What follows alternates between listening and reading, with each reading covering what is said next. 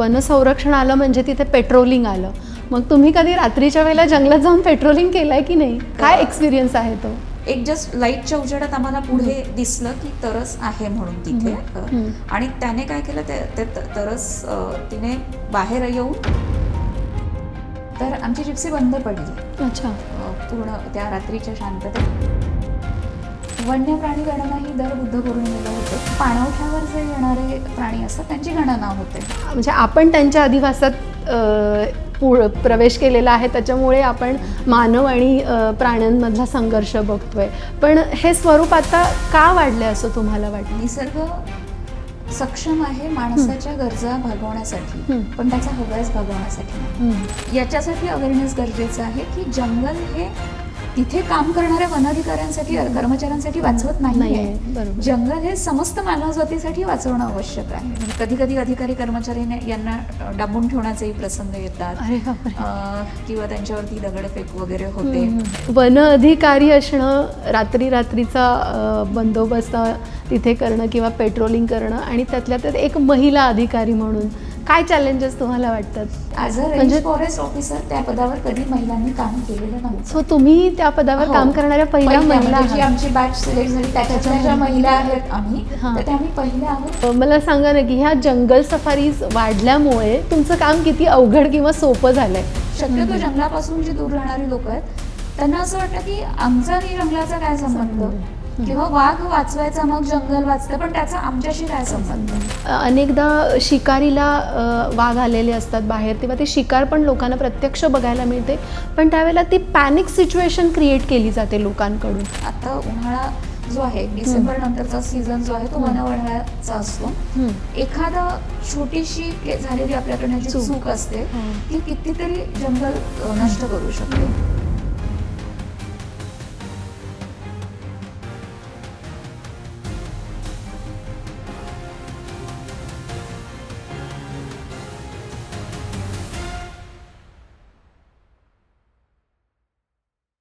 नमस्कार, लगावती यूट्यूब चॅनलवर आपलं सगळ्यांचं खूप खूप स्वागत आहे.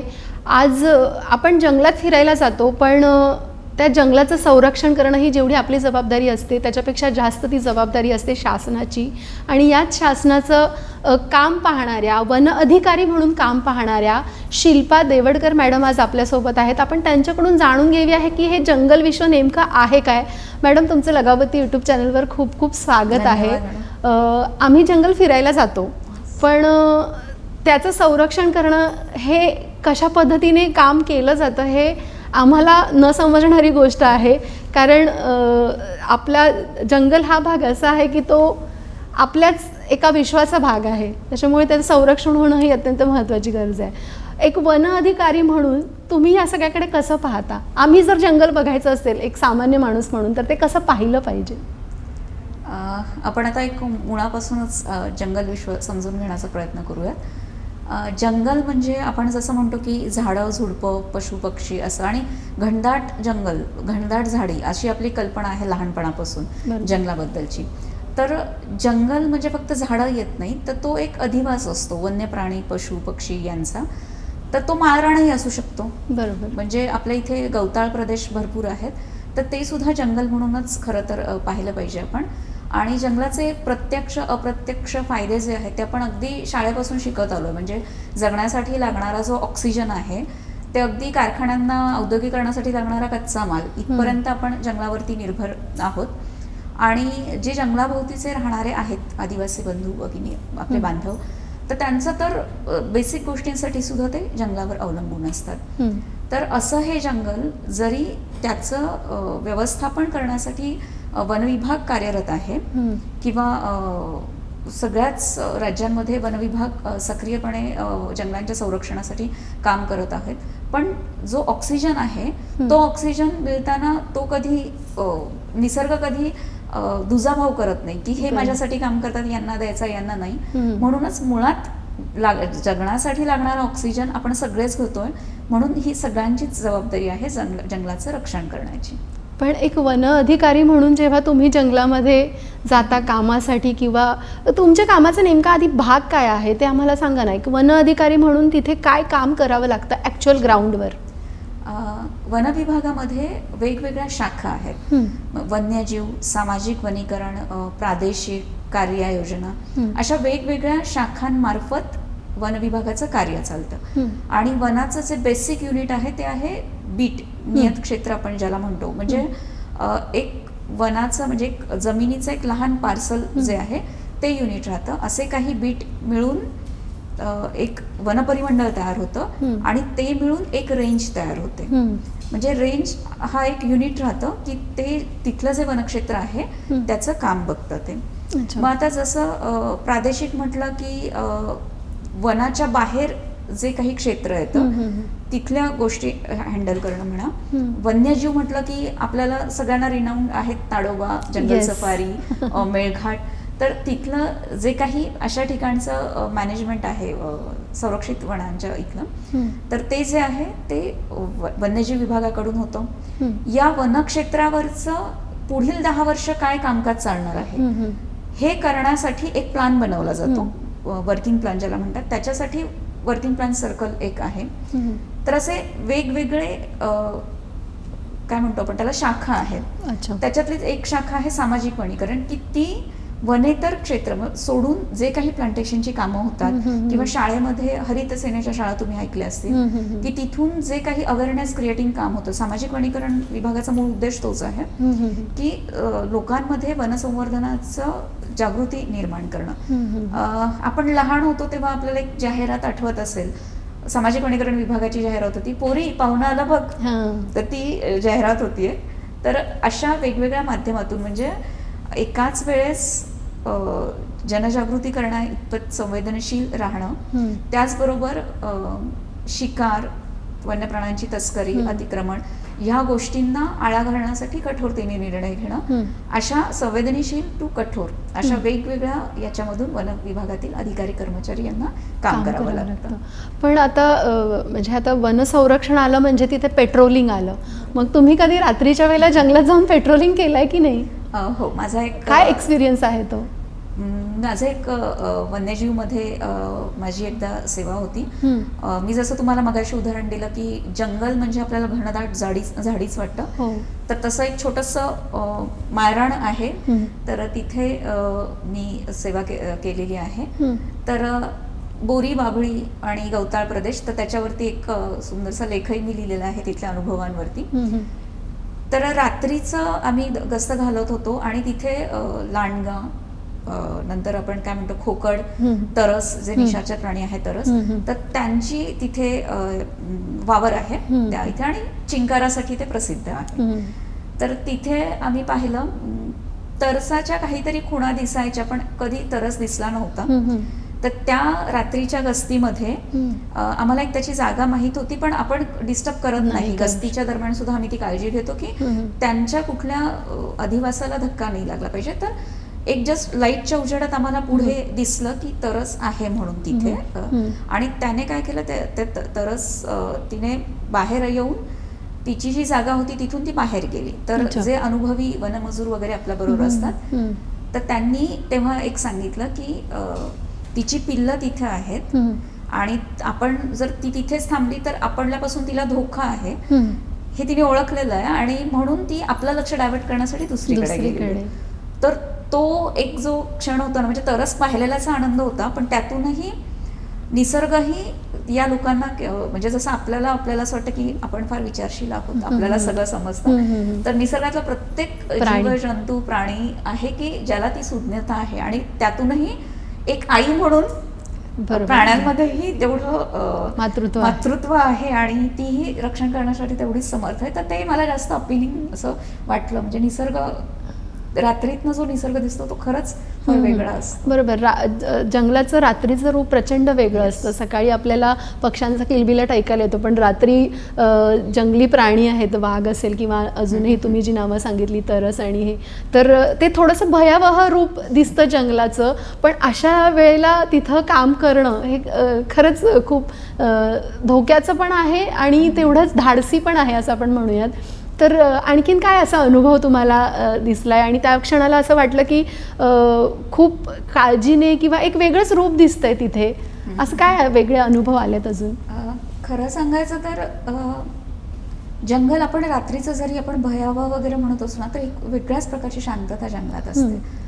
आणि मी जसं म्हटलं की असं फार व्याघ्र क्षेत्रात वगैरे नाही माझा अनुभव, पण एक ट्रेनिंगमध्ये आम्ही जेव्हा होतो, माझं ट्रेनिंग आसाम बर्नियाट इथं झालेलं आहे 1.5 वर्षाचं. तर तिथे आम्ही कान्हा नॅशनल पार्कमध्ये आम्हाला नेलेलं होतं आणि रात्रीची एक सफारी होती आमची तिथे.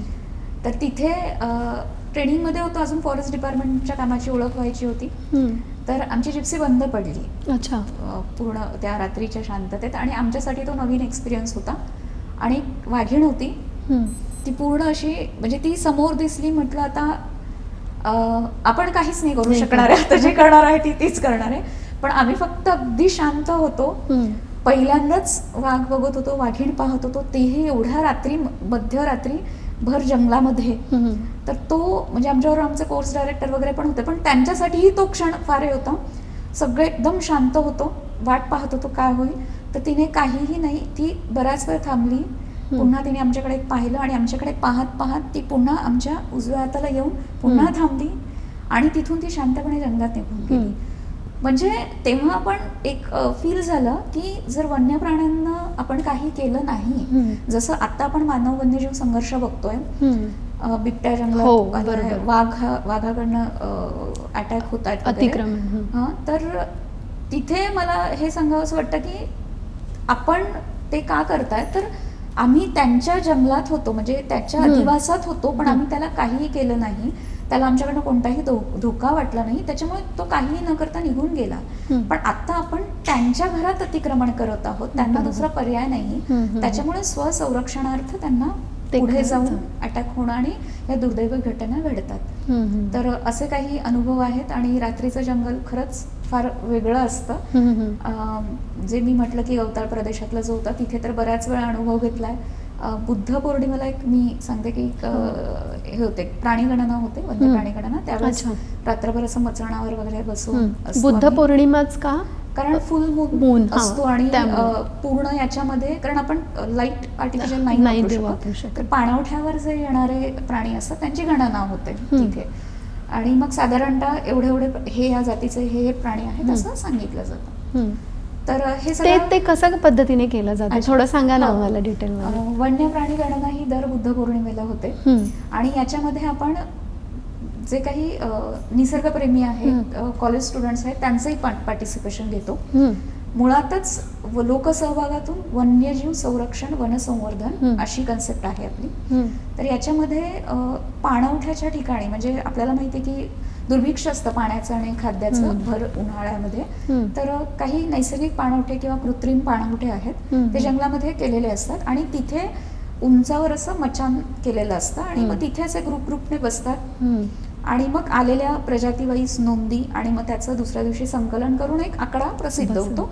तो ऑब्व्हियसली तो साधारणतः असतो, सरासरी असं म्हणू शकतो आपण. तर त्याच्यामध्ये सुद्धा आता निसर्गप्रेमींचा खूप हे सहभाग वाढलाय, कारण एक रात्र जंगलात घालवायला मिळणं आणि त्यातूनही म्हणजे हे व्याघ्र प्रकल्प तिथे सुद्धा सुरू आहे, सँच्युरीज मध्ये वगैरे सुद्धा.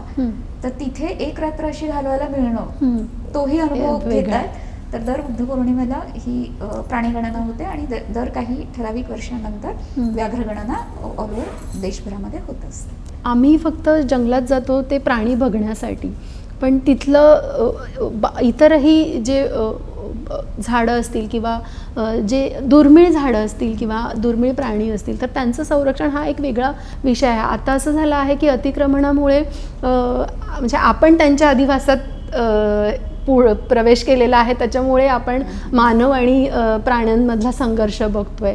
पण हे स्वरूप आता का वाढले असं तुम्हाला वाटतं? एक वन अधिकारी म्हणून तुमचं ऑब्झर्वेशन काय आहे?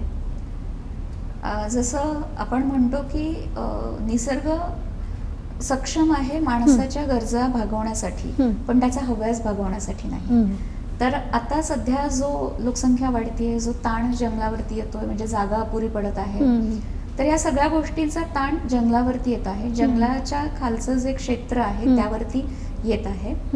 आणि अतिक्रमण हा जसं तस्करी, शिकार, वणवणवा हे वन्य प्राण्यांच्या अधिवासाला आणि वन्य प्राण्यांनाही धोके आहेत, झाडांना धोके आहेत, वृक्षतोडीचे वगैरे. तसंच अतिक्रमण हा वनजमिनीला एक धोकाच आहे. आपण म्हणतो की जंगल ही ओपन ट्रेजरी आहे, म्हणजे खुली जागा आहे ती. त्याच्यामुळे कळत न कळत माणूस आतमध्ये एंट्री घेतोय. छोटीशी आधी एखादं घर होतं, मग थोडीशी वस्ती होते. अशा पद्धतीने त्या अतिक्रमणाला खरी तर सुरुवात होते. आणि त्याच्यानंतर हा अतिक्रमण हटवण्याचा जो काही विषय आहे की जंगलाला मोकळा श्वास घेण्यासाठी, तर तिथे सुद्धा पहिल्यांदा एक 1927 भारतीय वन अधिनियम आणि 1972चा वन्यजीव जो कायदा आहे त्याच्यामधल्या तरतुदींचा अवलंब तिथे केला जातो. किंवा MLRCचे जे काही कायदे आहेत ते पूर्णपणे तिथे फॉलो केले जातात. म्हणजे तिथल्या लोकांना आधी समजावून सांगणं, नोटीस देणं आणि मग गरज पडली तर इतर यंत्रणा म्हणजे महसूल, पोलीस यंत्रणा यांच्याबरोबर मग ते अतिक्रमण उठवणं. तर अशा गोष्टी केल्या जातात. पण याच्यात लोकांचा सहभाग इतका सहज मिळतो? खरं तर तो नाही मिळत, म्हणूनच अतिक्रमण झालेलं असतं. तर अतिक्रमणाच्या वेळेसही काही दुर्दैवी घटना होतात. वनविभाग आणि पोलीस आणि सर्वसामान्य जे लोक आहेत तर त्यांच्यामध्ये काही दुर्दैवी घटनाही घडतात. म्हणजे वाहनांवरती अटॅक असतील किंवा या गोष्टी सुद्धा होतात, दगडफेक वगैरे. पण एक कर्तव्य निभावायचं असतं. तर त्याच्यामुळे कारण आता वन अधिकारी किंवा वन कर्मचारी म्हणून त्याच्यावरती झालेलं अतिक्रमण काढणं, निष्कासन करणं हे आपलं कर्तव्य आहे. आणि याच्यासाठी अवेअरनेस गरजेचं आहे की जंगल हे तिथे काम करणाऱ्या वन अधिकाऱ्यांसाठी, कर्मचाऱ्यांसाठी वाचवत नाहीये. जंगल हे समस्त मानवजातीसाठी वाचवणं आवश्यक आहे. तर अशी गोष्ट आहे. पण असं कधी अतिप्रसंग आलाय का की अतिक्रमण हटवताना किंवा काही असं वेगळा एक्सपिरियन्स आलाय तुम्हाला? वैयक्तिक माझा अनुभव नाही येतो अजून तसा. पण असे ऑपरेशन्स जेव्हा केले जातात तर तेव्हा काय रिस्पॉन्स असतो जनरली लोकांचा? रिस्पॉन्स मी म्हटलं ना की जिथे त्यांचं घर आपण काढणार आहोत तिथून, त्याच्यामुळं अर्थातच ती पॉझिटिव्ह गोष्ट त्यांच्यासाठी नसते, सकारात्मकता नसते. म्हणूनच आपल्याला इतर यंत्रणा ज्या आहेत, पोलीस यंत्रणा, महसूल विभाग, या सगळ्यांची म्हणजे पोलीस फौजफाटा सुद्धा तिथे असतो जर खूप मोठ्या क्षेत्रावरचं अतिक्रमण काढायचं वगैरे असेल तर अशा वेळेस होतात काही. मी जसं म्हटलं की कधी कधी अधिकारी कर्मचारी यांना डांबून ठेवण्याचेही प्रसंग येतात किंवा त्यांच्यावरती दगडफेक वगैरे होते. अशा गोष्टी होतात. म्हणजे जिथे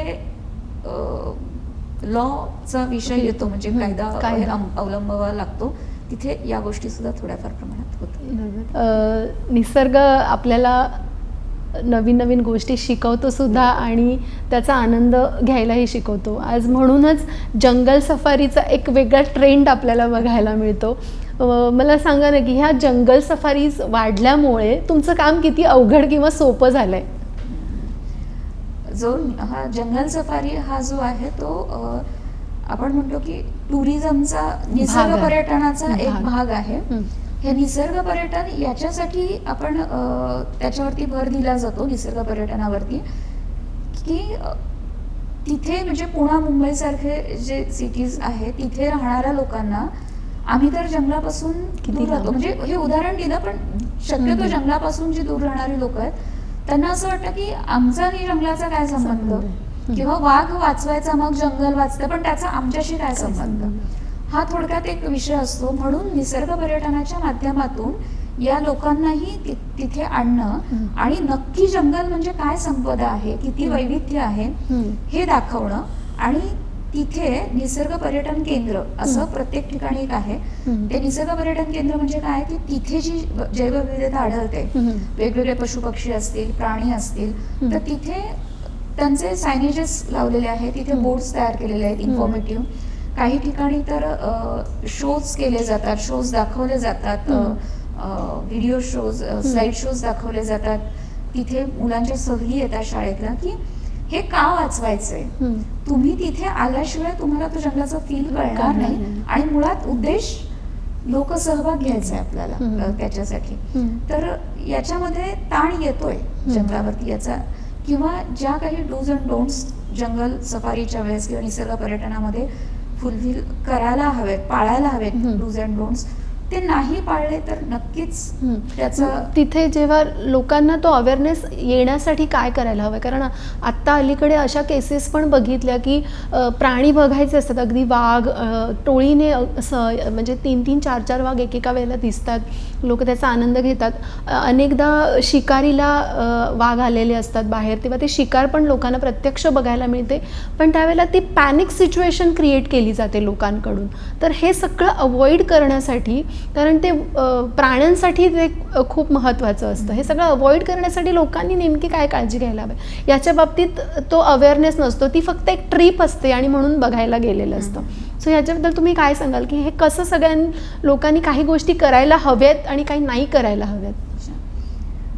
जंगल सफारी किंवा निसर्ग पर्यटनाला जाताना मुळातच आपण दुसऱ्याच्या घरात चाललो ही भावना जर असेल, म्हणजे आपण आपल्या घरात जसा केरकचरा करत नाही मुळात, किंवा दुसऱ्यांकडे पाहुणे म्हणून गेल्यावर सुद्धा आपण ते अवॉइड करतो, तर तसंच निसर्ग म्हणजे आपण प्राण्यांच्या अधिवासात चाललेलो आहोत, हे कायम लक्षात ठेवलं पाहिजे. आणि हे जे डूज अँड डोंट्सचे बोर्ड्स तिथे लावलेलेच असतात, पण तरी सुद्धा गोंगाट न करणं, कुठले प्राणी दिसलं तर त्यांना टीज न करणं, म्हणजे त्यांना बाहेरून खायला काही न देणं, या गोष्टी तर प्रकर्षाने पाळायलाच हव्यात. किंवा एखाद्या ठिकाणी तो त्याचा मुक्त संचाराचा तो आहे, किंवा एखादा प्राणी रोड क्रॉस करतोय तर त्याला सगळ्या बाजूनी घेराव न घालणं, त्याच्या जाण्याचा मार्ग मोकळा ठेवणं, या ज्या छोट्या छोट्या गोष्टी आहेत तर त्या आपण पाळायला हव्यात. आणि आता दुसरा म्हणजे एक आता उन्हाळा जो आहे, डिसेंबर नंतरचा सीझन जो आहे तो वनवळव्याचा असतो.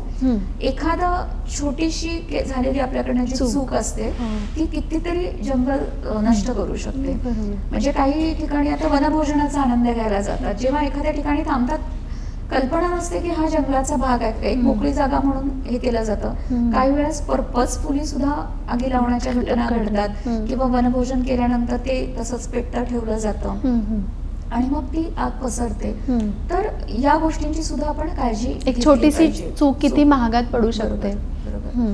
तर या गोष्टी सुद्धा की आपण त्यांच्या क्षेत्रात चाललेलो आहोत ही काळजी घेऊन आपण जाणं. कारण कुठलाही प्राणी जसं मगाशी आपण पाहिलं की स्वतःहून कधीच कोणावरती अटॅक करत नाही. जर त्याला कुठली तरी असुरक्षिततेची भावना दाटून आली तर तो स्वसंरक्षणार्थ त्याच्याकडनं प्रतिक्रिया दिली जाऊ शकते.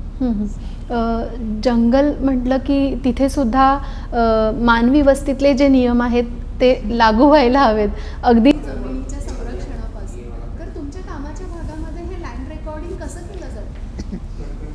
आत्ता जिथे मी कार्यरत आहे ते जमिनी संबंधी जे रेकॉर्ड ठेवलं जातं त्या संबंधात आहे. वनक्षेत्र असतं तर ते कसं कशा पद्धतीने? अच्छा, वनक्षेत्र जे आहे ते म्हणजे महाराष्ट्रामध्ये 2 ठिकाणी हे लँड रेकॉर्डचे ऑफिसेस आहेत. एक पनवेल की जे पश्चिम महाराष्ट्र आणि कोकणसाठी आहे, आणि मराठवाडा आणि विदर्भाचा जो भाग आहे तो पूर्व प्रदेश नागपूर जिथे मी आत्ता कार्यरत आहे.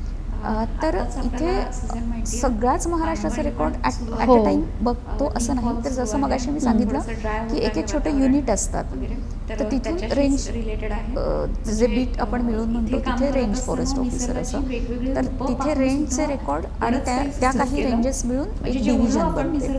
तर त्या डिव्हिजनचं रेकॉर्ड म्हणजे त्या डिव्हिजनच्या अंडर जे क्षेत्र आहे त्यांचं रेकॉर्ड असं आम्ही टप्प्याटप्प्याने करतो. तर तिथे जाऊन ते रेकॉर्ड्स बघणं म्हणजेच की एखादी जागा आहे, जसं आपण आपल्या वैयक्तिक जागेसंदर्भात आपला सातबारा असतो, तर तसंच या ही जागा जी आहे ती वनक्षेत्र आहे हे दर्शवणारे जे काही कागदपत्र आहेत, दस्तावेज आहेत, तर त्याचं मेंटेनन्स करणं. आपण मगाशी अतिक्रमणाचा विषय पाहिला, तर याच्या संदर्भात जी काही न्यायालयीन प्रकरणं जातात तर तिथे सुद्धा आपल्याला पुरावे म्हणून हे वनक्षेत्र आहे हे दाखवण्यासाठी काही दस्त आपल्याला सादर करावे लागतात. तर हे कायमस्वरूपी आपल्या ठिकाणी व्यवस्थित मेंटेन असावेत. याच्यासाठी मग आमचे क्षेत्रीय दौरे होतात, तिथे त्याबाबत रिपोर्ट सादर केला जातो आणि तिथे मग हे जे अवेअरनेस क्रिएटिंग तिथल्या स्टाफसाठी, फील्ड स्टाफसाठी मग आमच्याकडून वर्कशॉप्स घेतले जातात. अशा पद्धतीने ते काम केलं जातं. आनंद आहे आणि निसर्गाच्या पानगळीतही आनंद आहे. पानगळ हा कधी अंत नसतो, त्यानंतर तर निर्मितीचा साज चढतो. ग्रीन सोडून झोन असं जवळचे जाता, ग्रीन झोन असं नाही म्हणू शकत स्वतःला. आपण, म्हणजे आत्ता इथे सोडून इको जवळचे सेन्सिटिव्ह जाता, झोन वगैरे जे स्वतःला. आहेत तर तो ते दाविणारा याला मार्ग लागू त्यांना पडतात की आपण संरक्षित अडकवावे क्षेत्राच्या कशाला? बाहेरचा जसं काही आपण ठराविक पिकली भागापर्यंत भांडवलाला म्हणतो या आणि गोष्टी प्रोहिबिटेड गटारच म्हणतो आहेत, आणि जसं खाणकाम वगैरे. तर या जवळच्यांचं, गोष्टींना आपलेष्टांचं दुःख जाण्याचं अनुमती हे नाही करतो. किंवा त्याच्याच related या आहे. परमिशन्स लागतील. सोडून जवळचे तर अशा जाता, आहे की समजवावे स्वतःला. तेवढ्याच तो जंगलापुरतं दाविणारा मार्ग त्यांना वन्यप्राणी आपण नाही राहत, अडकवावे कारण कशाला? वन्यप्राण्यांना आपल्याला सीमा निसर्गचक्र माहिती हे आहेत, जाणता वन्यप्राण्यांना त्या सीमा अंतर्मुख माहीत व्हावे. नाही. त्याच्यामुळे जुने वन्यप्राणी जन्म एका आतून क्षेत्रातून नवीन दुसऱ्या विचार जंगल फुलावे. क्षेत्रामध्ये जाताना सुद्धा न एखादा शाश्वत कॉरिडॉर त्याचा काही असतो. बहरणारेही दोन धर्म जंगलाला पडते. जोडणारा सुद्धा त्याहून एखादा पट्टा असू अहंकाराला शकतो. मग तर त्याचं सुद्धा आत्मस्वरूप संरक्षण असते. झालं पाहिजे. म्हणून शिकवायला ही हेच झोनची जी पानगळ प्रक्रिया आहे, होत इको असावी सेन्सिटिव्ह झोन किंवा हा हे, शेवट नाही, ते तिथे हे राबवलं सांगायला जातं आणि पानगळ त्याचे होत नियमांचं असावी तिथे का? पालन केलं जातं. म्हणूनच पानगळ फक्त पाचोळा नसते. म्हणूनच पानगळ फक्त पाचोळा नसते, नवनिर्मितीचा ती शकुन कारण जागा असते. आपल्यालाही पाहिजे नवनिर्मितीचा असं ती आहे. शकुन असते. विकास हा, कामं खूप पण सुंदर. सुरू आहेत आपली, खूप सुंदर. तीही झाली पाहिजेत. पण निसर्ग याच्यामध्ये आपल्याला कुठे तरी संतुलन असलं नवीन पाहिजे. नवीन गोष्टी आणि शिकवतो सुद्धा शाश्वत आणि विकासाच्या त्याचा दृष्टीने आनंद आपल्याला घ्यायलाही पाऊल शिकवतो. टाकताना आज म्हणूनच जंगलाचं रक्षण जंगल हे सर्वात सफारीचा एक महत्त्वाचं वेगळा आहे. ट्रेंड आणि आपल्याला याच्यासाठी बघायला आपण मिळतो. कार्यरत आहोत. मला सांगा ना की ह्या जंगल सफारीज वाढल्यामुळे तुमचं काम किती अवघड किंवा सोपं झालंय? जो हा जंगल सफारी हा जो आहे तो आपण प्राण्यांची म्हणतो की संख्या टुरिझमचा, वाढते या निसर्ग भाग आहे. पर्यटनाचा एक भाग आहे. हो, बरोबर, हे बरोबर. निसर्ग पर्यटन जेव्हा याच्यासाठी चिंताजनक आपण, वाघांची संख्या त्याच्यावरती कमी झाली भर होती दिला तेव्हा जातो निसर्ग व्याघ्र पर्यटनावर. प्रकल्प सुरू झालेले आहेत. तर याच्यात मुळात काय आहे की तेव्हा शिकारीचं प्रमाण होतं. मग 1972चा वन्यजीव कायदा आल्यानंतर वन्य प्राण्यांचं संरक्षण आणि त्यांच्या अधिवासाचं संरक्षण, आणि मुळातच निसर्गामध्ये आपण स्वतःहून काही करण्याची आवश्यकता नसते. त्याचं संरक्षण केलं की आपोआप वन्य प्राणीही संरक्षित राहतात आणि त्यांची संख्याही वाढते. जर त्यांचं अधिवास व्यवस्थित राहायला, त्यांचं झाडं, त्यांची पाण्याची जी काही रिक्वायरमेंट आहे ती जर त्या एरियात फुलफिल होत गेली तर त्यांची संख्या वाढतेच. पण जेव्हा पेट्रोलिंग वगैरे केलं जातं तेव्हा काही अतिप्रसंग होतात का? प्राण्यांकडून अटॅक वगैरे अशा गोष्टी कधी फेस कराव्या लागतात का वन अधिकाऱ्यांना? फार क्वचित होतात, पण होतात. म्हणजे वाघ किंवा अस्वलाचे, आता मेळघाटसारखं जर व्याघ्र प्रकल्प असेल तिथे पाहिलं तर जेव्हा आमना सामना एक्झॅक्टली होतो तेव्हाच त्या घटना होतात. म्हणजे जाणीवपूर्वक तो दबा धरून बसलाय, वाट बघतोय आणि आपण गेलो आणि त्याने अटॅक केलाय असं होत नाही. जेव्हा अगदीच आमना सामना होतो आणि त्याला ती असुरक्षितपणाची जाणीव होते तेव्हा होतात, आणि होतात अशाही काही घटना होतात. इतर राज्यातूनही प्राणी दुसऱ्या राज्यात आणले जातात. तर हे जे ट्रान्सलोकेशन जे असतं तर ते किती अवघड असतं किंवा ते कशा पद्धतीने केलं जातं प्राण्यांच्या बाबतीत? याच्यामध्ये त्या प्राण्यांना जे आहे ते पूर्णपणे डार्ट ही प्रक्रिया एक असते, म्हणजे बेशुद्ध केलं जातं. तर याच्यामध्ये खूप सारा अभ्यास झालेला असतो. वैद्यकीय अधिकारी असतात, तिथले जे क्षेत्रीय कर्मचारी असतात, अधिकारी असतात, हे पूर्ण त्या प्राण्याचा वगैरे अभ्यास करून त्याला किती डोस लागेल वगैरे या सगळ्या गोष्टी व्यवस्थित अभ्यास करून ती गोष्ट केली जाते. तो तिथून इथपर्यंत, जिथून एका भागातून दुसऱ्या भागात आणताना किती कालावधी जाणार आहे, त्या डोसचा इफेक्ट किती वेळ राहणार आहे आणि तेवढ्याच कालावधीत ते तिथपर्यंत आणायचं आहे. नंतर त्याला तिथून रिलीज करायचं आहे. पुन्हा त्या शॉपमधून बाहेर येताना आणखी लोकही फार बघायला उत्सुक असतात. तर तिथून ती प्रायव्हसी थोडक्यात आपण म्हणू तर ते लोकांचं मेंटेन करणं आणि इकडे वन्य प्राण्यांची काळजी घेत ते रिलीज ऑपरेशन होणं, ह्या सगळ्याच गोष्टी खूप संवेदनशीलपणे आणि काळजीपूर्वक हाताळल्या जातात. प्राण्यांच्या बाबतीत असे काही वेगळे पॅटर्न्स तुमच्या लक्षात आले आहेत का? जेव्हा तुम्ही फिरायला म्हणजे पेट्रोलिंगसाठी जाता स्पेशली, तर तेव्हा काही वेगवेगळ्या प्राण्यांचे काही वेगळे वागणूक किंवा असं काही दिसतं का तुम्हाला? काही ऑब्झर्वेशन्स तुमचे? आता मी एक जे मी मगाशी म्हटलं की वन्यजीव विभागातला जो एक अनुभव आहे, तिथे चिंकारा नावाचा जो प्राणी आहे ना, तो असं थोडासा वेगळ्या आवाजामध्ये हे होतं त्याचं. म्हणजे जर धोक्याची सूचना असेल तर तो, आता माझ्याकडे वनमजूर वगैरे होते, त्यांना तो आवाज काढता यायचा. तर तिथे वेगळा आवाज त्याचा असतो. किंवा जेव्हा त्यांच्यातल्या त्यांच्यात कम्युनिकेशन असतो तिथे त्याचा वेगळा आवाज असतो. किंवा जनरलीच कॉलिंग जे असतं किंवा म्हणजे वाघाची चाहूल लागली आहे म्हणून माकडाचं जे आवाज असतो, ओरडणं असतं, कॉलिंग असतं ते वेगळं असतं. त्यांच्यातल्या त्यांच्या त्याच्या वेळेस ते वेगळं असतं. तर असं खूप इंटरेस्टिंग गोष्टी आहेत. पक्ष्यांचे पण असे काही वेगळे फॉर्म्स असतील? पक्ष्यांचेही आहेत. खूप पक्षी आहेत की मिमिक्री करतात. त्याच्यामुळे आपल्याला नक्की हाच बर्ड होता का, म्हणजे आपल्यालाही ते थोडासा मिमिक्री करतात. हो, तसेही करतात. पक्षीही आहेत तसे मिमिक्री करणारे. तर तिथेही म्हणजे खूप अफाट आहे हे. आपल्याला असं वाटतं की ठीक आहे, मी एक प्राणी घेतला किंवा एक पक्षी घेतला याच्यावरचा मी अभ्यास केला असं. पुन्हा एकदा चिंकाराचंच उदाहरण वाचलं होतं की 10च्या कळपात राहतो, 15च्या कळपात राहतो, 25च्या कळपात राहतो. आता हल्ली गुगलवरती सगळं ओपन आहे, म्हणजे तिथे जाण्यापूर्वी थोडंसं वाचलं त्याच्याबद्दल. पण जेव्हा मी स्वतः पाहिलं तर तो एकटाही राहतो, 2ही राहतात, 25 जणही राहतात, 50 जणही राहतात, दिसतात एका वेळी. म्हणजे आपल्याला दिसलं तेवढंच त्यांचं विश्व लिमिटेड आहे असं नाही. तर आपल्या समजण्यापलीकडेही त्यांचं विश्व आहे. जंगल म्हटलं की तिथं वणवा एक मोठी समस्या आहे. म्हणजे आता माणसांची तिथे जाणं झालं त्याच्यामुळे मॅनमेड जे हर्डल्स तयार होत असतील हा एक वेगळा भाग. पण जंगलात उन्हामुळे असेल हे प्रत्यक्ष पण वनवे लागतात. तर यावेळेला सिच्युएशन्स कशी हँडल केली जाते? काय नेमके मेजर्स वापरले जातात? याची जी सुरुवात आहे वणवे रोखण्याची ती साधारणतः डिसेंबर-जानेवारीच मध्ये केली जाते. जाळ पट्टे, जाळ रेषा घेतल्या जातात, फायरलाईन्स त्याला म्हणतात. तर ती कामं केली जातात रेंजेसमध्ये. तर याच्यामध्ये रस्त्याच्या भोवती ठराविक पट्टा जाळायचा. त्याच्यानंतर 2 जंगल आहे त्याच्यामधला जाळायचा. किंवा जे पॅटर्न्स असतात. हो, पॅटर्न्स असतात. म्हणजे 6 मीटरची वेळ, 12 मीटरची वेळ. ओके. मी जसं मग अशी वर्किंग प्लॅन म्हटलं की जो सायंटिफिकली सांगतो की काय करायचं आहे या जंगलामध्ये, तर त्या पद्धतीने ती जाळरेषेची कामं केली जातात. की जाळपट्टा म्हणजे थोडक्यात काय की जर 2 जंगलांच्या मधली एखादा बेल्ट 6 मीटरचा आपण जाळला तर इकडून येणारी समजा वणवा इकडून आला तर इथे त्याला मध्ये काही मिळणार नाही की जेणेकरून तो पुढे पसरणार नाही. ऍक्च्युली हे बेसिक जाळपट्ट्याचं हे असतं, काम असतं, म्हणून ते केलं जातं. याच्यानंतर जे आजूबाजूचे गावकरी आहेत, शाळा आहेत, तर त्यांच्यामध्ये सुद्धा प्रबोधनाची कामं केली जातात. की वनवनवा दिसला तर वन अधिकाऱ्यांना कळवा, तुमचं पार्टिसिपेशन याच्यामध्ये येऊ द्या. ती अवेअरनेसची कामं केली जातात. प्लस ब्लोअर वगैरे असे इक्विपमेंट पण आमच्याकडे असतात. पण याच्यामध्ये सुद्धा बऱ्याच वेळा दुर्दैवी घटना घडतात. प्राण्यांना याचा किती धोका होतो? प्राण्यांना धोका म्हणजे नष्टच होते, म्हणजे पूर्ण. कारण ती आग फार भयानक असते. कारण ऑलरेडी खालचा जो पालापाचोळा असतो तो वाळलेला असतो, पूर्ण लाकूड असतं ते, म्हणजे ग्रीनरी नसते, ओलं नसतं. त्याच्यामुळे ते आग खूप फास्ट पसरते. त्याच्यामुळे ती कंट्रोल करणं. आणि जंगल एरिया म्हणजे सपाट नसतो, कधी दऱ्याखोऱ्याही असतात. जसं मेळघाटाचा जर आपण परिसर घेतला तर त्याच्यामध्ये ती तिथपर्यंत पोहोचायला सुद्धा वेळ जातो.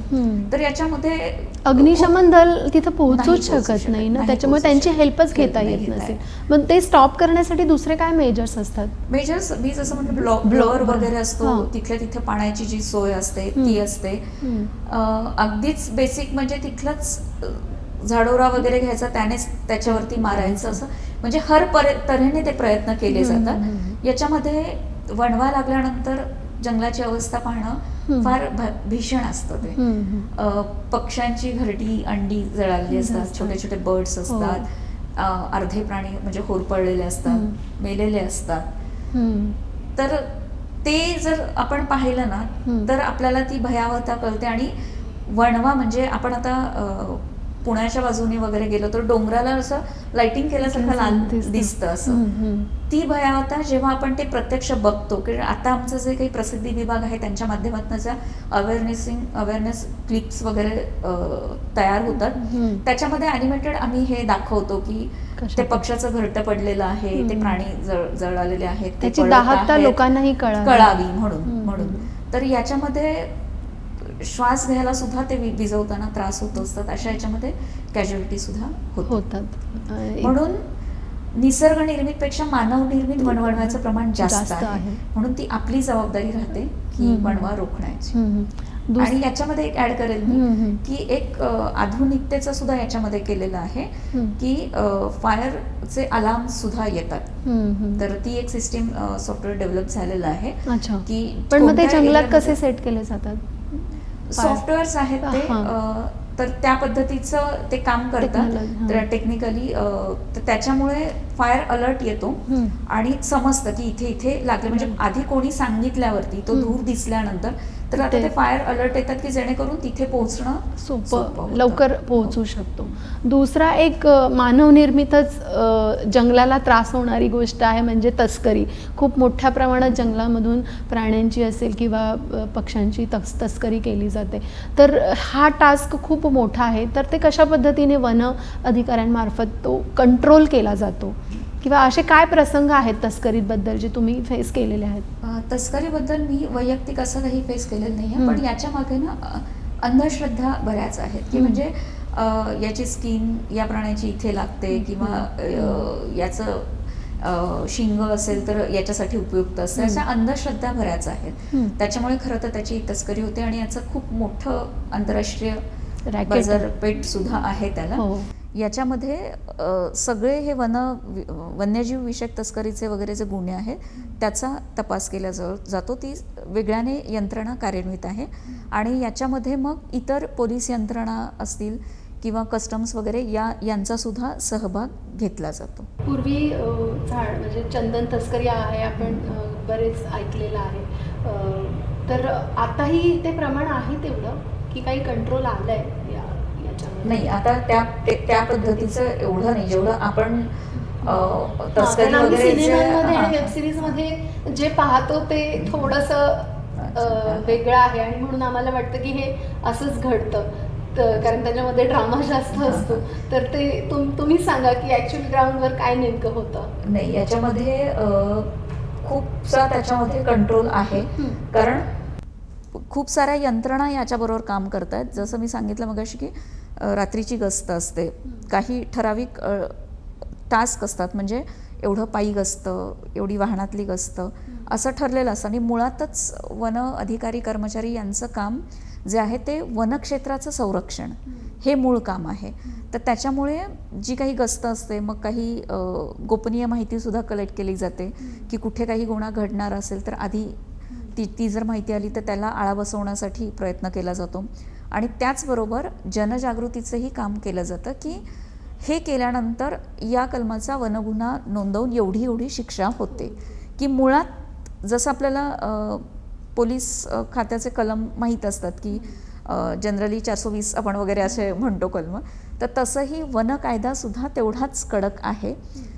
या गोष्टीची आता जवळपास लोकांना माहिती झालेली आहे आणि त्याच्यासाठी सुद्धा सक्रिय यंत्रणा कार्यरत आहे. नक्कीच. आणि हा विषय तसा सर्वसामान्यांसाठी थोडासा वेगळा आहे, शहरात राहण्यांसाठी आणखीन म्हणजे अनाकलनीय विषय आहे खरं तर म्हणायचं. कारण आम्ही फक्त काही दिवसांसाठी सफारी म्हणून जातो, पण वन्यजीव संरक्षण करणं हे किती महत्त्वाचं आहे मानवी जीवनासाठी सुद्धा, कारण ती एक जीवनसाखळी आहे आणि ती मेंटेन राहावी म्हणून आपण त्याचं संरक्षण करणं हे आपल्या दृष्टीनंही किती महत्त्वाचं आहे हे आता आपल्याला मॅडमनी खूप चांगल्या पद्धतीने समजावून सांगितलं.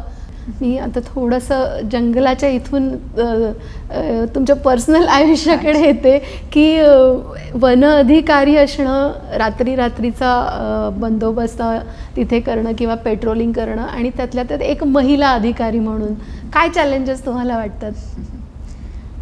वनविभागातली नोकरी जी आहे, सेवा जी आहे तीच मुळात खूप चॅलेंजिंग आहे. म्हणजे बरोबर शारीरिक मानसिक या सर्व लेवलवरती तुम्हाला फिट राहावं लागतं. जसं आपण MPSC UPSC मार्फत जेव्हा या क्षेत्रामध्ये येण्याचा आपण प्रयत्न करत असतो तेव्हाच मुळात आपण प्रिपेअर झालेलो असतो मेंटली सुद्धा, पण एक्झॅक्टली आल्यानंतरचं खरंच चॅलेंजेस वेगळे असतात. ग्राउंड लेवलवरचं प्रॅक्टिकलच थेरॉटिकली गोष्टी माहीत होत नाहीत. तर याच्यामध्ये असं आहे की 24 तास जेव्हा आपण फील्डवर असतो क्षेत्रीय, जसं प्रादेशिक वन्यजीव मी म्हटलं, जेथे तुम्ही क्षेत्रीय कार्याशी निगडीत असता तेव्हा 24 तास तुम्ही बाइंडिंग असतं तुमच्या ड्युटीसाठी. आणि आमच्या इथे गार्डपासून ते रेंज फॉरेस्ट ऑफिसर यांच्यापर्यंत युनिफॉर्म आहेत. अच्छा. म्हणजे ते डिरेक्टली फील्डवरती काम करणारी यंत्रणा आहे ती. आणि 24 तास तुम्ही आहात. म्हणजे अचानक कुठे आगीच्या घटना होतात, वणवणवा लागण्याच्या घटना होतात, किंवा अचानक मानव वन्यजीव संघर्ष कुठे होतो, तर तिथे तुम्हाला आहे त्या सिच्युएशनमध्ये पोहोचणं आवश्यक असतं. तिथे तुम्ही कुठलाच वेळ दौडू शकत नाही की हे झाल्यावर ते झाल्यावर, किंवा आता 6:15 वाजल्यात ऑफिस टाइम संपलाय, हे कुठलेच एक्सक्यूज नसतात. आणि मुळातच स्त्री पुरुष समानता जी आहे ती ट्रेनिंग पासूनच आम्हाला सांगितलेली आहे. म्हणजे गार्ड या जे बेसिक मी मगाशी म्हटलं की बीट हे युनिट असतं आणि तिथे गार्ड वनरक्षक हे पद असतं. तर तिथून जे ट्रेनिंग घेतलं जातं तेच मुळात इक्वल असतं. तिथे कुठलीच बायसनेस नसतो की तुम्ही लेडीज आहात तर ठीक आहे तुम्ही 2 राऊंड कमी मारून याल तसं. तर पीटी वगैरे ह्या सगळ्या गोष्टी ज्या आहेत त्या महिला आणि पुरुष या दोघांनाही सेम असतात. त्याच्यामुळे मुळातच आमची जडणघडणच तुम्ही वेगळे आहात अशी झालेलीच नाही आहे. त्याच्यामुळे जी चॅलेंजेस आहेत ती दोघांनाही समान आहेत. पण अर्थातच महिला म्हटलं की घर, एक्झॅक्टली मला घर आणि ऑफिस, म्हणजे जी कुठल्याही फील्डमध्ये जी महिलांना कसरत असते ती कसरत ऑब्व्हियसली इथेही आहे. फक्त इथे आणखी आहे की वेळेचं बंधन नाहीये. पण होतात तडजोडीने किंवा या गोष्टी होतात. घरातल्यांनाही त्या गोष्टी माहीत होतात की नाही यांचं सेवेचं क्षेत्र असं असं आहे. आणि आपणही ठरवून आलेलो असतो, जाणीवपूर्वक आपण निवडलेलं क्षेत्र असतं. त्याच्यामुळे आपलीही ती तयारी असते आणि घरातल्यांचाही तिथे सपोर्ट ऑब्व्हियसली असतोच. आणि इथून पुढेही मी सांगेल जाऊन की जी मुलं आहेत, पुढची जनरेशन आहेत, ऍक्च्युली आता त्यांच्यातही ते उतरतंय की ठीक आहे आता आई नसणार आहे घरी कदाचित, आणि ठीक आहे म्हणजे जेव्हा ऍक्सेप्ट केलेलं आहे त्यांनी की आता वाईल्ड लाईफ वीक असतो 1 ते 7 ऑक्टोबर. अच्छा ठीक आहे, आता आज रविवारी पण वाईल्ड लाईफ वीकचं काम आहे, प्रोग्राम असणार आहे, म्हणजे आई किंवा बाबा जे आहेत ते नसणार आहेत, हे ऍक्सेप्टेड आहे. तुम्ही आता म्हणालात की बाय चॉईस ते आपण निवडलेलं क्षेत्र असतं, त्याच्यामुळे हे क्षेत्र का निवडावं असं वाटलं? तुम्ही मूळच्या पुण्याच्या आहात, सांगा ना तुमच्या पर्सनल जर्नी बद्दल. माझं MSc ॲग्रिकल्चर झालेलं आहे. आणि खरंच सांगायचं प्रामाणिकपणे तर फॉरेस्ट अशी चॉईस नव्हती त्यावेळेस. खरं तर या क्षेत्राबद्दल माहीत नव्हतं. फक्त आपल्याला ऑफिसर बनायचंय, जी जाहिरात येईल तिथे फॉर्म भरायचा आणि करायचं असं ते, म्हणजे जवळपास 15 वर्षापूर्वीची गोष्ट आहे. तर त्याच्यामुळे हे फार काही माहीत नव्हतं. 15ही नाही, 2009 मधला रिझल्ट आहे आमचा, म्हणजे मागची गोष्ट आहे ही. पण सिलेक्शनचे सगळे टप्पे इथपर्यंत पार पाडून इथे सिलेक्शन झालं. त्याच्यामुळे फॉरेस्टमध्ये एंट्री झाली. आणि क्षेत्राबद्दल या माहीत नव्हतं. जसं आपल्याला रेव्हेन्यू मधल्या ज्या पोस्ट आहेत, डेप्युटी कलेक्टर, तहसीलदार, यांचं काम वगैरे बऱ्यापैकी माहीत असतं, कारण आपला कधी ना कधी तिथे संबंध आलेला असतो. पण फॉरेस्ट अगदीच वेगळं होतं. म्हणजे जेव्हा आम्ही ट्रेनिंग करत गेलो तेव्हा आम्हाला कळत गेलं की आम्ही कुठे आहोत. आणि इथे सांगायची गोष्ट म्हणजे जवळपास एक बऱ्याच गॅप नंतर डिरेक्टली ह्या पोस्ट रेंज फॉरेस्ट ऑफिसर म्हणून माझी एंट्री झाली होती. तर सिलेक्शन झालं होतं, तर त्या पोस्ट भरल्या होत्या.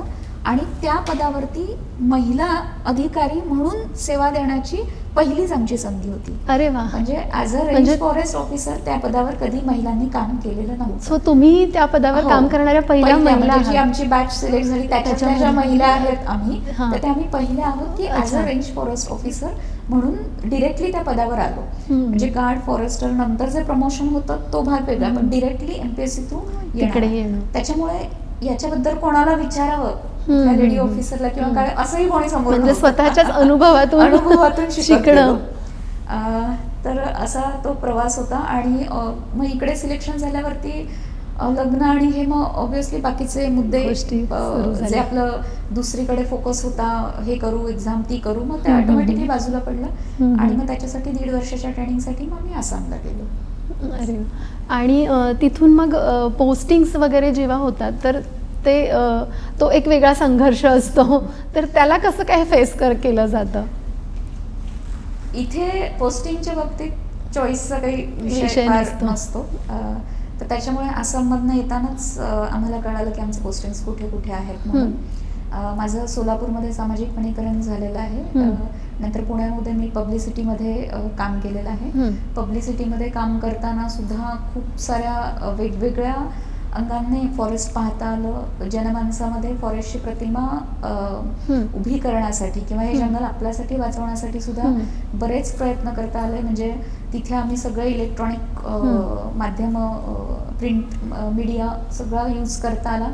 आणि मुळात माझं MSc एक्सटेन्शन असल्यामुळे त्याचा पुरेपूर मी वापर केला. मुळात इकडची आवडही होती. तर मी खूप स्वतःला हे समजते की फॉरेस्टच्या सर्व्हिसमुळे जे काही छंदही होते बरोबर तेही माझं इकडे फुलफिल झाले. म्हणजे मला लेखिका, कवयित्री, मीडिया हँडल करणं, या सगळ्या गोष्टी आणि युनिफॉर्म जॉब पण करायचा होता. हे सगळंच मला फुलफिल झालं माझ्या नक्कीच. आणि जंगल म्हटलं की निसर्ग आला आणि निसर्ग म्हटलं की कविता आली. सो आता आम्हाला तुमच्याकडून तुम्ही छान कविताही करता हे आम्ही ऐकलंय, तर आम्हाला तुमच्याकडून एखादी कविता ऐकायला आवडेल. अच्छा. आत्ताच आपल्याला सीझन माहिती आहे, पानगळी पण सुरू हो. आहे, लीफ फॉल सुरू आहे, थोडंसं ड्राय होत आहे वातावरण वगैरे, तर त्याच्याशीच रिलेटेड आहे. म्हणजे इथे काम करत असताना निसर्गाची वेगवेगळी रूपं पाहून सुद्धा बरंच काही सुचत गेलं. म्हणजे जेवढं आपण निसर्गाची पानं उलटू ना तेवढी कमी आहेत, इतकं हे पुस्तक मोठं आहे. तर ती पानगळ बघतानाच एक कविता सुचली होती. कवितेचं नावच आहे पानगळ. पिकली पानं कधीतरी गळणारच, नको वाटले तरी पानगळ होणारच. नवीन कधीतरी जुने होणारच, जुन्यामुळे नव्याला जागा मिळणारच. गळणार म्हणून पालवी फुटणे थांबते का, जुन्याच्या भीतीने नवनिर्मिती खुंटते का. याचे उत्तर उमजून पालवी फुटतेच आहे, निसर्गात सृजनाचा आविष्कार सुरूच आहे. आता तरी तुला तुझे उत्तर गवसले का, निसर्ग काय शिकवतो समजले का. त्याच्या बहरण्यातही आनंद आहे, निसर्गाच्या मोहरण्यातही आनंद आहे. त्याच्या वाहण्यातही आनंद आहे, त्याच्या झुलण्यातही आनंद आहे. त्याच्या मिटण्यातही आनंद आहे, त्याच्या उमलण्यातही आनंद आहे. त्याच्या अंकुरण्यातही आनंद आहे आणि निसर्गाच्या पानगळीतही आनंद आहे. पानगळ हा कधी अंत नसतो, त्यानंतर तर निर्मितीचा साज चढतो. सोडून जवळचे जाता समजवावे स्वतःला, सोडून जवळचे जाता समजवावे स्वतःला. तो दाविनार मार्ग त्यांना आपण अडकवावे कशाला. जसं आपण पिकली पान गळणारं म्हणतो आणि गळणारच म्हणतो आणि जवळच्यांचं अपतेष्टांचं दुःख जाण्याचं हे करतो, ते जस्ट रिलेट केलंय. सोडून जवळचे जाता समजवावे स्वतःला, तो दाविनार मार्ग त्यांना आपण अडकवावे कशाला. निसर्ग चक्र हे जाणता अंतर्मुख व्हावे, जुने झडून आतून नवीन विचार फुलावे. न शाश्वत काही बहरणारही गळून पडते, त्यागून अहंकाराला मग आत्मस्वरूप गवसते. शिकवायला हेच पानगळ होत असावी का, हा शेवट नाही हे सांगायला पानगळ होत असावी का. म्हणूनच पानगळ फक्त पाचोळा नसते, म्हणूनच पानगळ फक्त पाचोळा नसते, नवनिर्मितीचा ती शकून असते, नवनिर्मितीचा ती शकून असते. वा, खूप सुंदर. खूप सुंदर. आणि मॅडम तुमचं खूप खूप आभार आहेत की तुम्ही त्याबद्दल इतकं वेळ दिलात आणि एक नवीन जंगलाबद्दलचा एक नवीन दृष्टिकोन आम्हाला त्याच्यामध्ये मिळाला. तुम्हाला हा पॉडकास्ट कसा वाटला नक्की सांगा आणि अशाच नवनवीन पॉडकास्टसाठी लगावबत्तीला सबस्क्राईब करायला विसरू नका.